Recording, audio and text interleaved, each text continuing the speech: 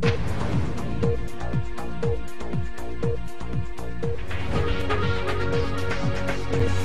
वालेकुम, welcome to my channel. आपकी host सबा मलिक। खबर शामिल करते हैं कराची से।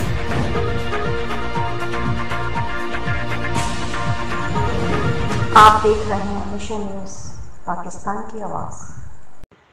औरंगी टाउन 5 नंबर में फायरिंग से एक शख्स की जान बहक होने के बाद इलाका अवाम मुश्तइल। औरंगी टाउन 5 नंबर चौरंगी पर टायर जलाकर एहतजाज किया। सूरत हाल कशीदा होने पर पुलिस की भारी नफरी पहुंच गई। मुजाहिरीन को मुंतशर करने की कोशिश। मुजाहरे के 22 बदतरीन ट्रैफिक जाम। नामालूम डाकुओं ने वहीद नामी बुजुर्ग से छीन और इलाका मकीनों ने एहतजाज शुरू कर दिया।